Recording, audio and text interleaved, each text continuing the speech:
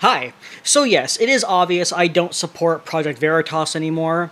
As you guys may or may not know, about 2 years ago, maybe three now, I forgot, Project Veritas, which is the company that James O'Keefe started, they completely backstabbed him in favor of defending Pfizer. And ever since then, James O'Keefe went and started an entirely new organization called O'Keefe Media Group. So I do not support Project Veritas. I think they are nothing but frauds. However, I do support this particular investigation that they did a few months ago.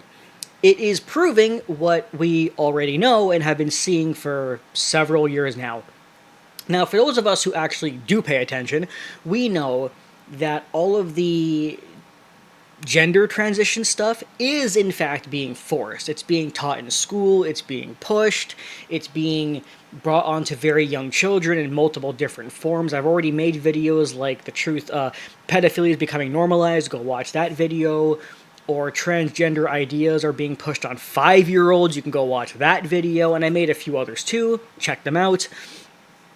And in these videos I show that no, it's not, a lot of people think, because this is what the media is telling them, God forbid, that no one's being pushed into being trans, they're just simply being taught about it, and then if they want to do it, they do it.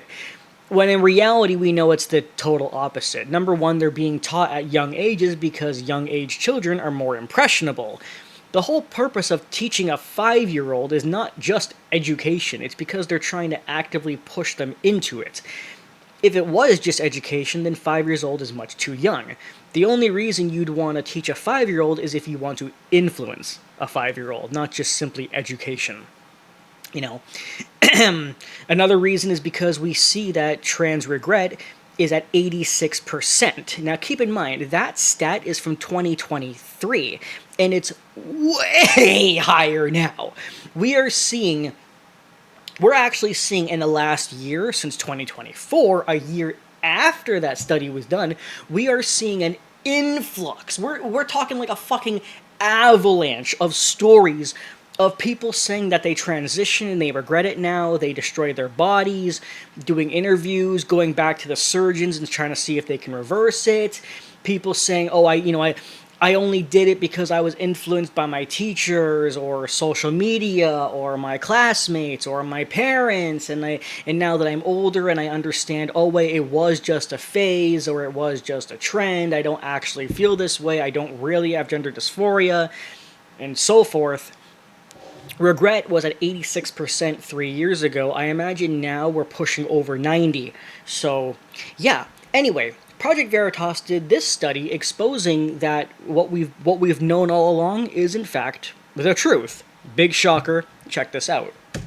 A mother's tip to Project Veritas sparked an investigation into a network of transgender activists. Falsely accused of abuse after her daughter had one meeting with Reverend Aaron Miller, she feared for others. Miller, a transgender pastor, collaborates with of course, it's a transgender pastor. And we've also seen cases like this. And it's not just with people who are non-medical, like pastors or teachers. It's actually with medical, too. In fact, I brought this up in a previous video from last year, but I'll say it again now.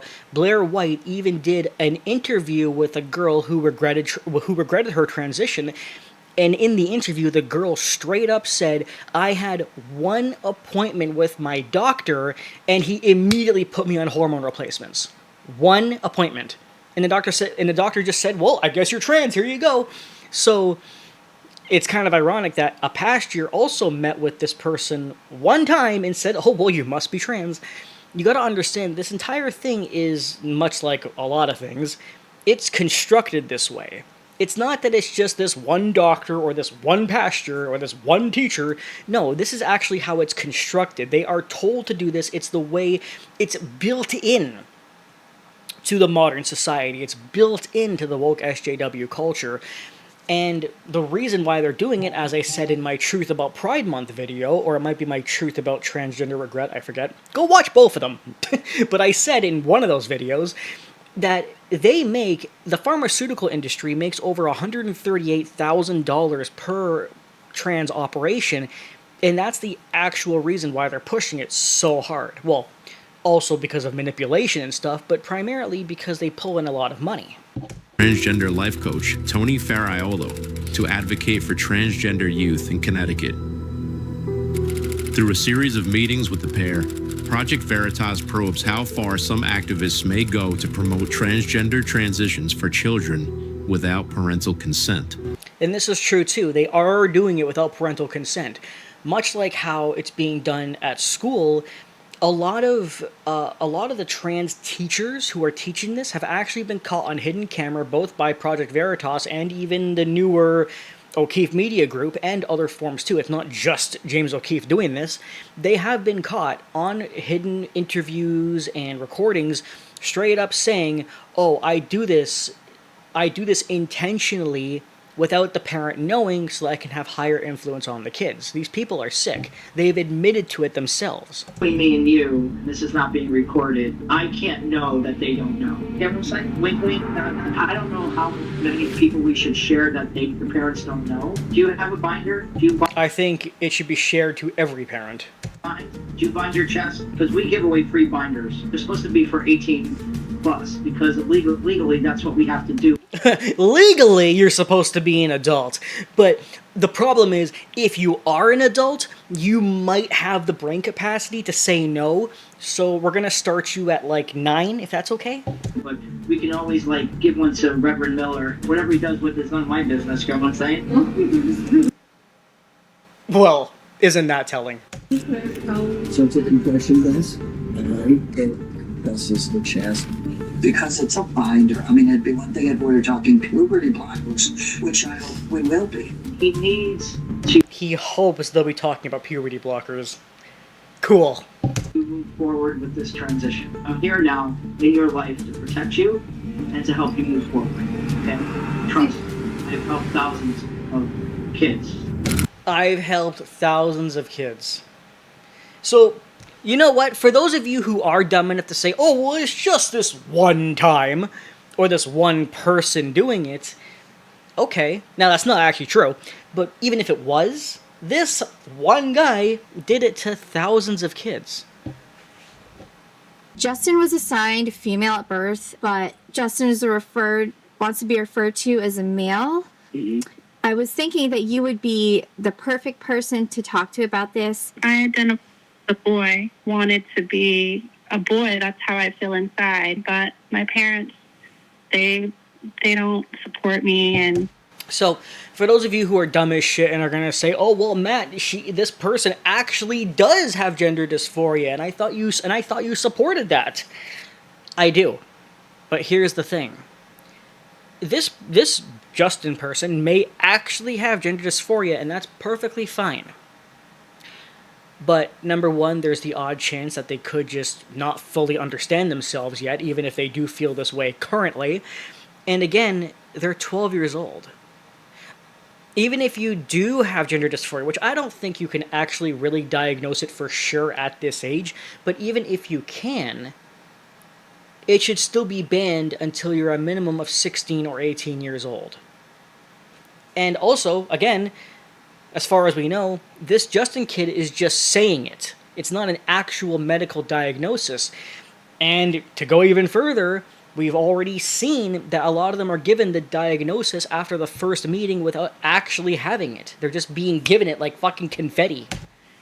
I'm trying to find out how I can really become my true self. Okay. All right. So for people that have never experienced this, like your parents, the first answer or the first reaction can often be, "You're not," and not believe you. Are there any groups for Well, sure, a lot of parents will just immediately deny it, but that doesn't mean they're wrong.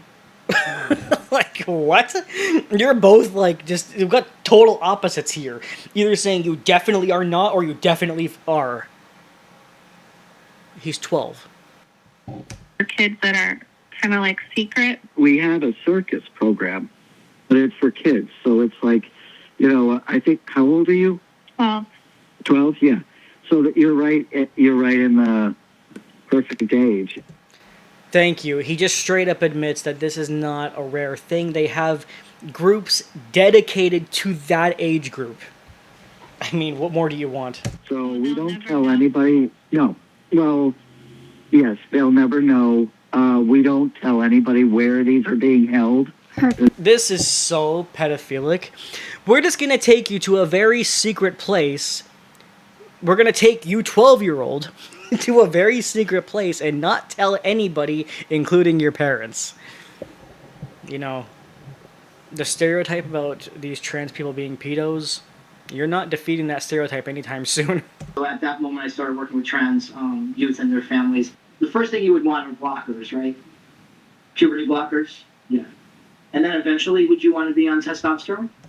I love how the first question, or even the second question, isn't, do you actually have a diagnosis of gender dysphoria? They don't fucking care. They never have. Yeah. How about top surgery? Have you thought about top surgery? Top surgery. And they're 12. Yes. Okay. He needs to move forward with this transition. Yeah. And get Yeah, he needs to. No further thought. Don't wait until your brain develops into an adult. Just at 12 years old, you are more than ready to make this decision. But you're not ready to drive a car, vote, or drink alcohol, or smoke cigarettes. Like, fuck right off. Or even get a tattoo. is he getting his periods already? He's 12! What the fuck? No, not yet. Okay. Because there's no way we can sneak blockers. You can't do it. They're, especially nowadays, the legality, and no doctor is going to touch a 12-year-old without parents' consent. Oh, I bet you would. The main rules of, I don't like rules, guidelines of the group is do not disclose the location to anyone for safety reasons. And that's really big, especially now. If you didn't know, this is a high school that's a farm. It's so far out there that nobody knows where it is, and I think that's safe for us. Between me and you, this. I love the dishonest notion that this is a hidden location for safety reasons. No. This is a hidden location because you know what you're doing is morally wrong and illegal, and you're trying to hide it. That's the actual reason. Here's the extent of just how little these fuckers give about the actual well-being of the child, because they're putting the need of everyone being trans above it. Check this out. Old Justin. Chest binding compresses chest tissue to create a more masculine appearance for those experiencing gender dysphoria. Despite research linking it to physical and psychological risks like pain, breathing problems, and damaged breast tissue, they express These fuckers are goddamn evil. no concern about supplying the binder to Justin without his parents' approval. Yep. There's also a part 2 to this, and it gets way worse. Enjoy. My name is Elvira Said, and I would like to share the story of my daughter, Eileen Said. And I'll start my story, how it started. How Aaron Miller That's the sick pasture. filed a complaint against me for being abusive mother. He called her an abusive mother. On October 27, 2023, I was driving to Rider University in New Jersey. I saw so many parents having fun with their kids, and I was looking forward to having the same thing with my daughter. But she took forever to open the door. And when she did, it was a stranger standing in front of my eyes. No hi, Mom. No hug, no kiss. So distant. We see this a lot too, and it's not just with the trans stuff, it's with woke ideology as a whole. As we already know, it's been proven and admitted to repeatedly, woke SJW culture, one of the many components is that they hate the family unit, right? They hate traditional family values, the unit, the nuclear family just as a whole. And one thing that they love to do, just like a child molester, they love grooming the kids to hate their family so that whatever they want to groom them into, whether it be leftism, wokeism, transgenderism, their political ideologies, feminism, and so much more, it's easier to do that when you separate the kid from their families. That's the question, what are you doing here? When I agreed for Eileen to study in out-of-state school, we had an agreement that she would be focused only on education, not on gender identity.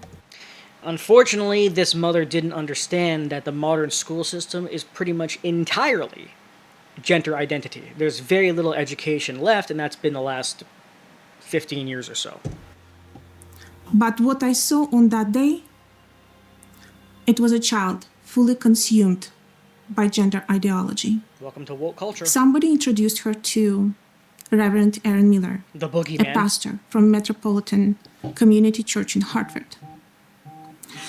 Apparently, my daughter sent him an email, and he saw her only once. Shocker. And after that meeting, he made up his mind that I'm not fit as a parent. So basically, this scumbag just sees a parent who doesn't want to abuse their daughter and says, "Oh, you're not going to abuse her? Well, then you're abusive and I'll abuse her." He filed a complaint against me to Department of Children and Families. His claim, I was emotionally abusive towards my daughter How? for not affirming her male gender identity. Aaron Miller accused me that I forced my daughter to wear female clothes. God forbid you make a female wear female clothes. Back in 2022, when she came out to us as a transgender, I started to look for what to do. And the only option which We need to understand, by the way, that it's not just the pastor at fault here, because we know that she was also being manipulated by the school system. She's holding a bag there from Rider University. Investigate the school. And yes, I know it's every school. It's systemic. It's built into the school system. So every school should be investigated. But we see that's where she was going, so investigate that one. I found online was just the affirmation. That's what the internet told me, that I had to affirm, otherwise my daughter would commit suicide. Not true. As we know, see, I love that. Even it's so dishonest that they put up fake articles online that the parents are desperately trying to find, saying, "Oh, you better reaffirm them or they might kill themselves." Oh, this study over here says an 86% transition regret rate, and actually a lot of them commit suicide because they transitioned. Never mind that. What matters is that you transition first. We need our money for the surgery, and then you can die. We don't fucking care. So we went along with pronouns. We legally changed her name from Eileen to Raven. She cut her hair. She dyed it the way she wanted. She had male clothing. She had her room painted. It sounds to me like she actually did affirm her daughter's identity. The fucking pastor is saying that she's an abusive mother because she didn't affirm it. Sounds to me like she did, actually. But maybe just didn't want her to go on the hormones. God forbid. And in fact, one of the walls was painted as a pride flag. There's a reason why we call SJW ideology a disease. The more we affirmed, the more she looked for validation. What a shock. And if anyone misgendered her, even accidentally, in that case, she would have a meltdown. Yeah, that's the tantrums and the aggression that school enforces on children today, that if they're not immediately affirmed and you agree with everything they believe in or say, all of a sudden you're the problem. They're not the problem for having wrong beliefs or acting like a child who's in university, but you're the problem for daring to disagree. So, and at that particular time, I discovered her TikTok account. Literally all the columns are lining up. And in one of the posts she posted that she did not want to leave. So what was the point of that affirmation? Thank you. And again, as we see in SJW culture every day, This is what happens when school has more influence than the parents. But again, as we know, it's not just school. We've seen it. It's in the school system, it's in the mainstream media, it's in Hollywood, it's in social media, it's in everything. Everything. I've been saying it for over a decade. SJW culture controls everything, despite being the minority. What was the point of using male pronouns if she still didn't want to leave? After I started to read more and dig more into that, I found that we made a huge mistake, so I stopped affirming her. Unfortunately, the damage was done. We went back to female pronouns. Erin Miller accused me in so-called in-home conversion therapy. Hey, if you don't allow me to convert her, it means that you're converting her. This is that typical, flawless, backwards, reverse psychology logic to abuse the parent so much that they get Stockholm syndrome and gaslight them into thinking that they're the abuser. Just because I was showing her documentaries about potential side effects of hormonal therapy. Oh, well, your first mistake there is that you were trying to show her facts. You don't do that in modern day. I strongly believe any parent should talk about side effects of any drug. Yeah, but you're using logic. You can't do that today. Doesn't matter if it is testosterone, Tylenol. Erin Miller is also a chaplain at Yale Pediatric Gender Program. He's part of the pediatric program. Fuck me. The program, which benefits from when young adults go through medical transition. Told you. So, was he trying to help my daughter? Of course not. Or recruiting a new patient? New patient. It's just the voice. It's to protect the system, like it always is. And the system which tells kids that their problem is their parents. As I've been saying, it's the grooming process. Remember, the grooming process is not exclusive to child molestation. It's in everything, including woke SJW culture. If you get the parents out of the picture in like every capacity, you're free to do whatever you want to them. My son Raven Saeed took his life. He was found dead, and his body was lying in the dorm for 4 days, undiscovered, at Rider University in New Jersey. Thank you so much, Erin Miller, for this. This is the result we see. And people are going to continue to deny it, deny. And for the few people who will acknowledge this, they'll just say, oh, well, it's just one time, it's just one time, it's just one time, it's just one time. Trans regret rate is at 86% 2 years ago. Now it's even higher. All we ever hear about are the trans people who kill themselves because they're not being affirmed. That's a lie being pushed by the system. Sorry, it just is. That's the actual fact. Not the lie being pushed by the media. I'm talking about actual statistically proven facts that the system ignores. There is more suicide from cases like this than there are from not being affirmed. Her daughter died because of being pushed into this.